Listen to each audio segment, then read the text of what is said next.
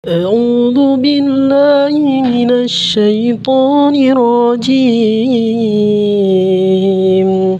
بسم الله الرحمن الرحيم. Assalamualaikum warahmatullahi wabarakatuh. Alhamdulillahilladzi khalaqa fasawwa qadara fahada walladzi ahsana wa akna wa kafa wa lahu mulku samawati wal ardh wa ma bainahuma wa ma tahta sarah. Asyhadu an la ilaha illallah wa asyhadu anna Muhammadan abduhu wa rasuluhu amma ba'd. Alhamdulillah, dalam kesempatan ini saya ingin melaksanakan tugas UTS PAI. Sebelumnya saya mohon kepada teman-teman semua yang menonton video ini harap like, komen, share dan subscribe channel ini untuk memenuhi tugas UTS saya. Dan mohon jazakallahu khairan katsiran. Ma'rifatul insan. Manusia adalah makhluk ciptaan Allah Subhanahu wa taala yang memiliki peranan penting dalam kehidupan di muka bumi. Maka senantiasa kita selaku makhluk ciptaan Allah, kita harus bisa menjaga segala aktivitas yang mencelakakan diri kita dan orang banyak, terutama menjaga agama kita sendiri. Dengan apa sih manusia diciptakan? Pertama, ada unsur bumi, yaitu tanah. Dalam Quran Surat Al-An'am ayat 2, yang artinya, dialah yang menciptakan kamu dari tanah. Sesudah itu ditentukan azal kematian dan ada lagi sesuatu azal yang ada pada sisinya. Kemudian kamu masih ragu-ragu tentang berbangkitan. Quran Surah Al-An'am ayat 2. Dan manusia juga diciptakan dalam unsur ruh, dalam unsur langit, yaitu ruh. Dalam Quran Surat As-Sajdah ayat 9, yang artinya, kemudian dia menyempurnakan dan meniupkan ke dalam ruh atau ciptaannya, dan dia menjadikan bagi kamu pendengaran, penglihatan, dan hati, tetapi kamu sedikit sekali bersyukur. As-Sajdah ayat 9. Kita bahas tentang hakikatul insan atau hakikat manusia. Dalam materi ini ada 4 poin. Pertama, ada makhluk, dimuliakan, dibebani, dan mendapat balasan. Insya Allah saya akan bahas satu-satu. Pertama, makhluk. Yakini sahabat-sahabat semua bahwa ciptaan Allah Subhanahu wa taala adalah makhluk, termasuk alam semesta beserta isinya. Terutama manusia itu sendiri. Manusia adalah ciptaan Allah yang sangat sempurna di antara makhluk-makhluk lain. Manusia diberikan oleh Allah berupa jasad, hati, akal, dan berupa kenikmatan lainnya yang berikan kepada kita oleh Allah Subhanahu wa taala. Yang kedua adalah dimuliakan. Manusia adalah salah satu makhluk Allah yang dimuliakan. Mengapa demikian? Manusia beda dengan binatang. Binatang mempunyai jasad tapi tidak mempunyai akal. Maka binatang tidak bisa membedakan mana hak dan mana yang batil. Tapi manusia udah diberikan ruh, diberikan jasad, dan diberikan pula akal. Maka manusia bisa membedakan mana baik dan mana yang buruk. Nah, poin yang ketiga adalah dibebani.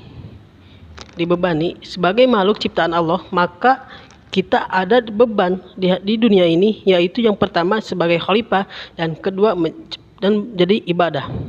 Nah, yang poin keempat dalam hakikatul insan, yaitu mendapat balasan. Kita sudah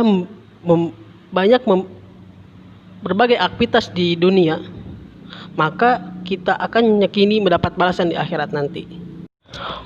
Poin selanjutnya adalah at-taqatul insan atau potensi manusia.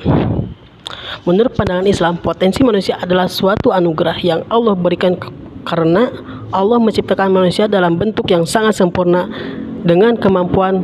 Maka dari itulah Allah membekali manusia dengan segenap potensi yang ada dalam dirinya, yaitu potensi pendengaran, potensi penglihatan, dan potensi hati. Poin yang ketiga adalah nafsul insan. Di materi ini ada 3 poin. Pertama, ada nafsul mutmainnah atau ruh lebih kuat dari hawa nafsu. Nafsu ini cenderung untuk mengontrol diri yang selalu berzikir kepada Allah sehingga jiwa pun selalu merasakan ketenangan. Maka dari nafsul mutmainnah ini adalah datangnya dari malaikat yang cenderung dalam kebaikan. Yang kedua adalah nafsul lawwamah, yang artinya ruh dan hawa nafsu itu seimbang. Nafsu ini selalu tarik-menarik antara nafsu baik dan nafsu buruk. Maka nafsu ini disebut dengan nafsu lawamah, gitu teman-teman. Nah, dalam nafsu insan ini ada poin terakhir ada nafsu amaratu bisu atau hawa nafsu lebih dominan dibandingkan ruh. Nah, nafsu ini datangnya dari setan. Maka demikian nafsu di atas ruh dan cenderung dalam keburukan. Gitu.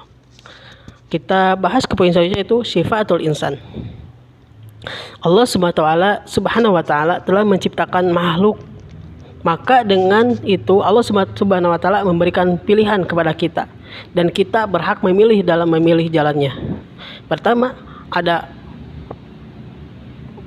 jalan yang benar seperti bersyukur, sabar, berhati lembut, kasih sayang, suka taubat, bersikap lemah lembut, selalu bersikap jujur, terpercaya. Semoga kita semua mempunyai sifat di jalan yang benar, maka dengan itu kita dapat balasan yang baik di hadapan Allah.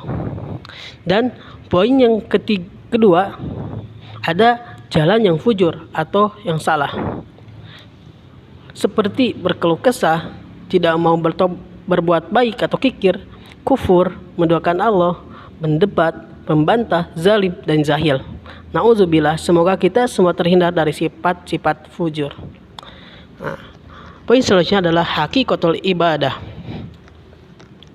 Ibadah adalah sebutan yang mencakup seluruh apa yang dicintai dan diridhai Allah Azza wa Jalla, baik berupa ucapan atau perbuatan yang zahir maupun yang batin.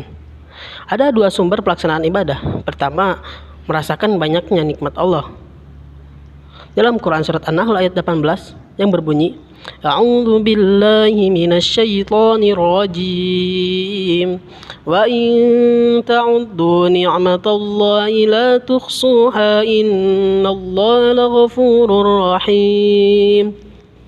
Yang artinya, dan jika kamu menghitung-hitung nikmat Allah, niscaya kamu tak dapat menentukan jumlahnya. Sesungguhnya Allah benar-benar Maha Pengampun lagi Maha Penyayang. Quran surat An-Nahl ayat 18. Dan sumber dari pelaksanaan ibadah itu ada merasakan keagungan Allah. Quran surat Al-A'raf ayat 54. Yang artinya, sesungguhnya Tuhan kamu ialah Allah yang telah menciptakan langit dan bumi dari 6 masa, lalu dia bersemayam di atas arsy. Dia menutupkan malam kepada siang yang mengikuti dengan cepat, dan ciptaannya pula matahari, bulan, dan bintang-bintang tunduk kepada perintahnya. Ingatlah, menciptakan dan pemerintahnya hanyalah hak Allah. Maha suci Allah, Tuhan semesta alam. Quran surat Al-Araf ayat 54. Ibadah yang dilakukan, apa sih tujuan ibadah itu? Pertama, tujuan untuk menghinakan diri. Dan kedua, tujuan untuk kecintaan. Dan ketiga, tujuan untuk ketundukan.